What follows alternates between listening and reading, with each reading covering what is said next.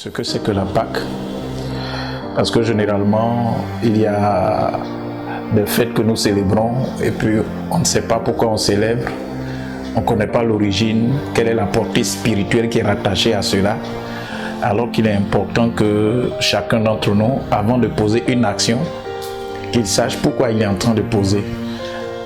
Avant de fêter, il faut qu'il connaisse ce que cela représente devant Dieu. Donc aujourd'hui, je veux qu'ensemble, on essaie de voir et de trouver l'origine de la Pâque. Qu'est-ce que cela voudrait dire? Qu'est-ce que cela sous-entend? Quand on dit Pâque, aujourd'hui, dans le calendrier, on regarde, c'est une fête qui est célébrée le dimanche, et puis le lundi, on appelle ça le lundi de Pâques, tout ça là. Où ça a commencé? Et à quel moment Dieu a demandé à son peuple de fêter la Pâque?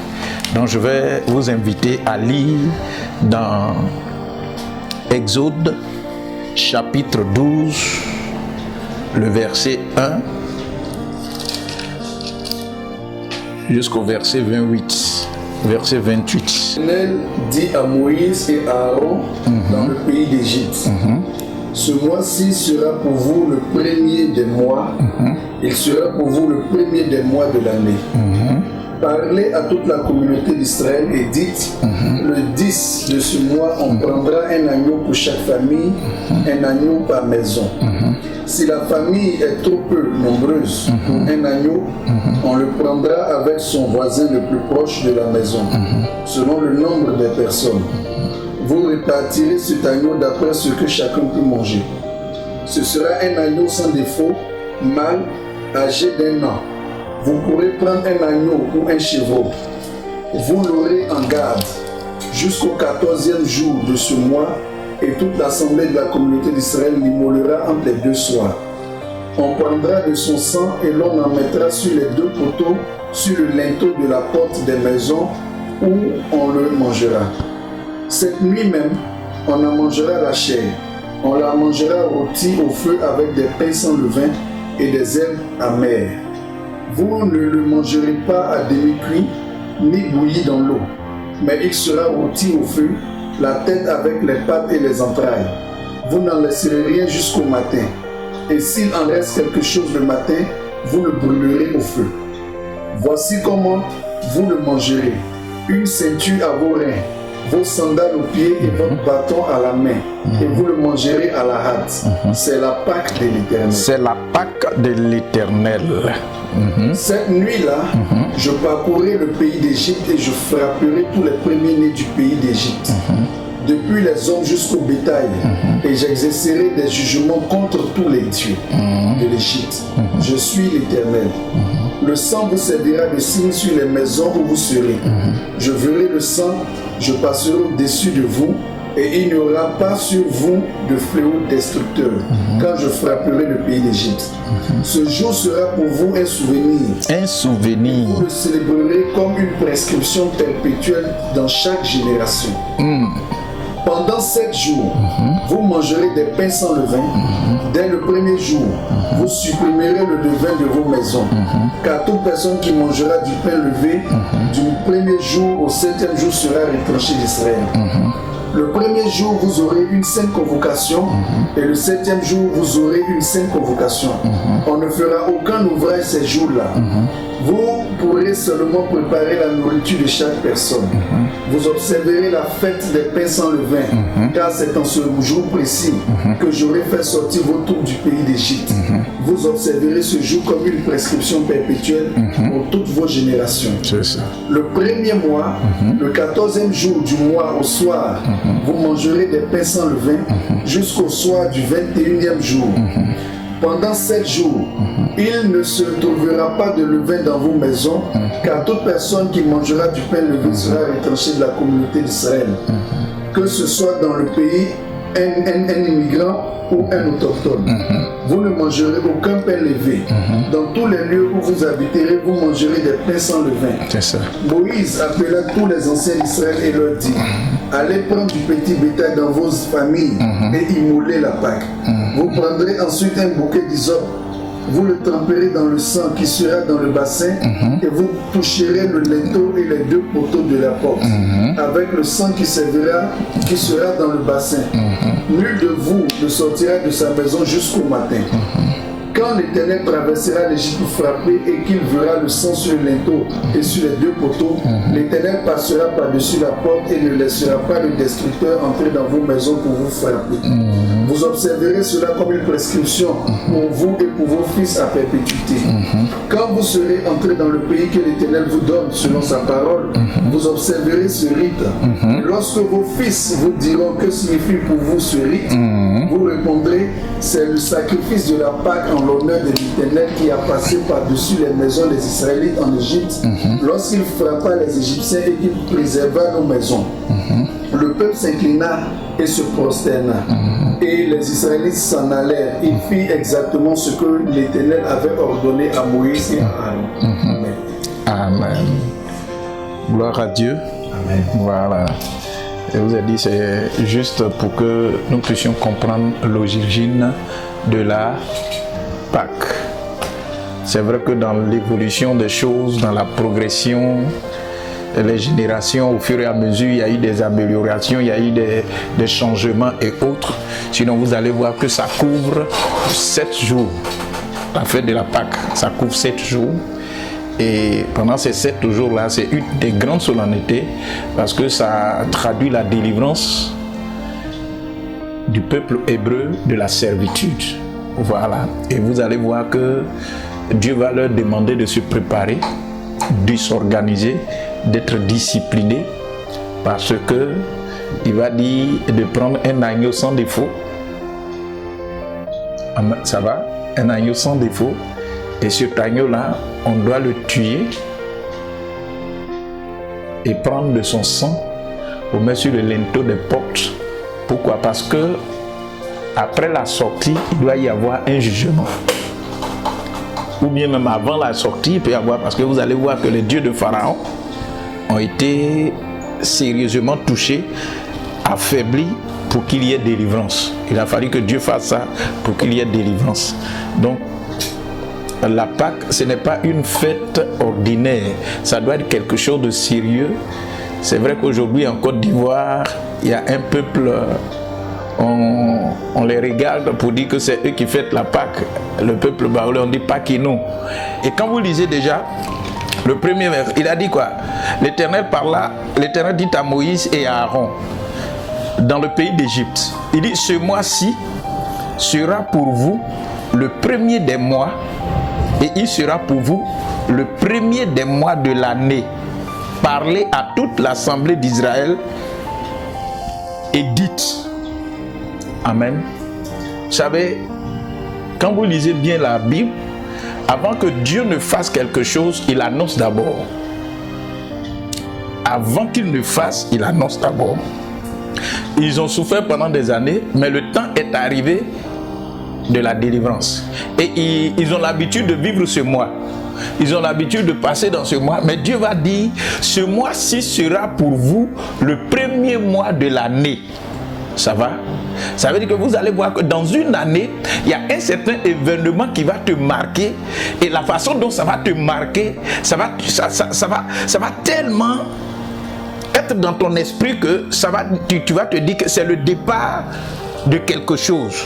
C'est un nouvel événement qui commence dans ta vie. Donc quand il dit ce mois-ci sera pour vous le premier des mois de l'année, en réalité ce n'est pas le premier mois de l'année, mais l'événement qui va se produire dans la vie de ce peuple-là va constituer pour eux quelque chose qui va marquer à vie la nouvelle génération qui est en train de vivre cette expérience-là. Donc il dit que ça sera pour vous le premier des mois.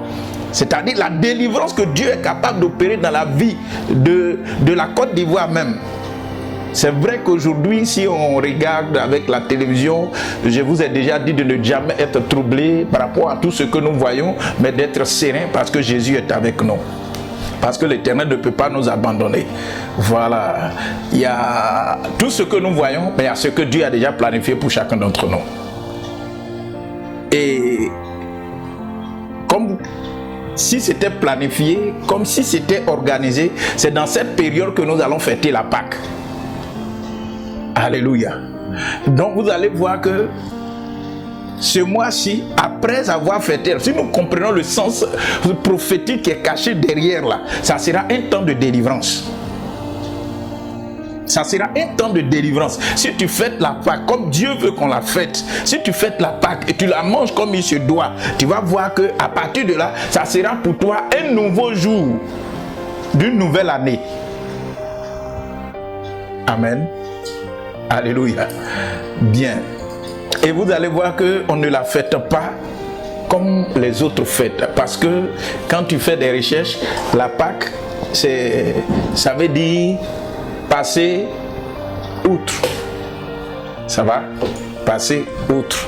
Pourquoi? Parce que en ce moment-là, Dieu va de manière prophétique organiser un moment où les gens vont savoir la différence entre ceux qui sont obéissants et ceux qui ne le sont pas.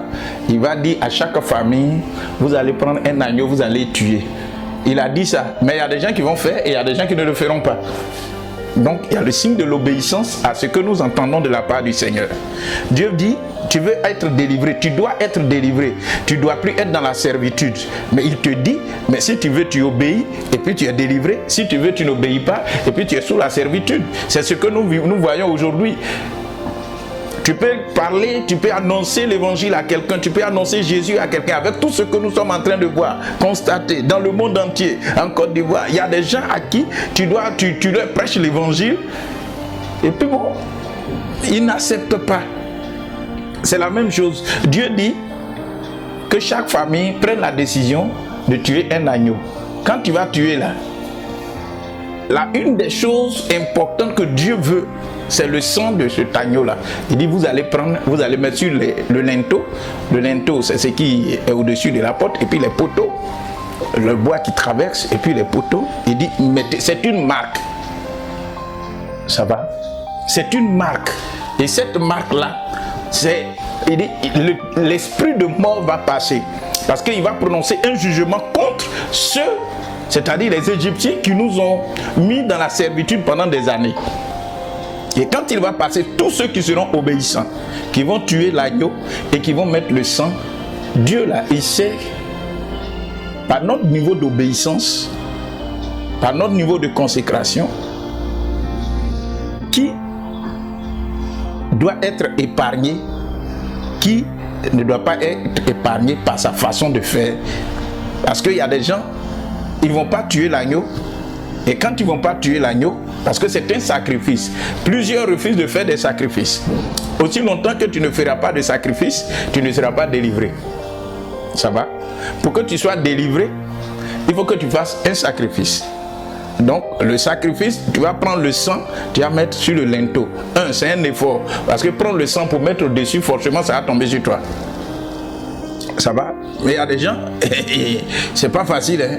Prendre le sang avec l'hysope et puis mettre sur le linteau, certainement ça peut tomber dans tes yeux. Ils vont dire, bon, c'est un peu salissant.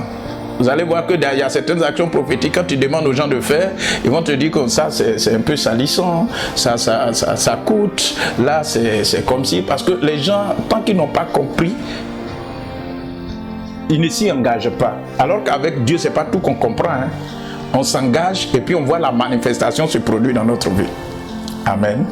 On s'engage et quand ils ont mis le linteau, sur le linteau, sur les poteaux, effectivement ce que Dieu a dit, à un certain moment, l'ange de la mort a commencé à planer.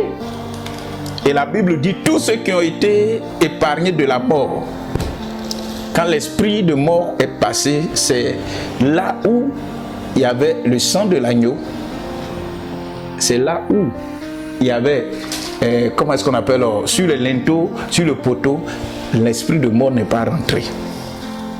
Et le passage de cet esprit-là, la Bible dit que c'est ça qui est la Pâque. Ça va? C'est ça qui est la Pâque. C'est une délivrance qui vient par rapport à l'obéissance à Dieu. Dans cette obéissance-là, il y a le sacrifice dedans. Amen. Et lorsque nous faisons cela, Dieu nous délivre. Donc, avec tout ce que nous sommes en train d'entendre, nous sommes en train de voir, si nous nous consacrons à faire le sacrifice, Dieu va nous sauver, il va nous garder. Et la Pâque, c'est la délivrance. À partir de cet instant-là, vous allez voir, Dieu va, si vous voyez, vous allez voir, il dit, vous allez manger dans une position, vous serez, quel verset là même? Le sang vous servira de signe sur les maisons où vous serez. Je verrai le sang et je passerai par-dessus vous. Il n'y aura point de plaie qui vous détruira. Quand je frapperai le pays d'Égypte, quand vous le mangerez, vous aurez vos reins sains, vos souliers à vos pieds, votre bâton à la main, vous voyez, et vous mangerez à la hâte. C'est la Pâque de l'Éternel. Les dispositions sont déjà mises là. Comment nous devons fêter la Pâque? Comment nous devons faire? Et tu vas voir qu'à un certain moment, il va dire qu'il y a des feuilles amères. Cette même nuit, il faut dire le verset 7, on prendra de son sang et on prendra de son sang et on en mettra sur les deux poteaux et sur le linteau de la porte des maisons où on le mangera.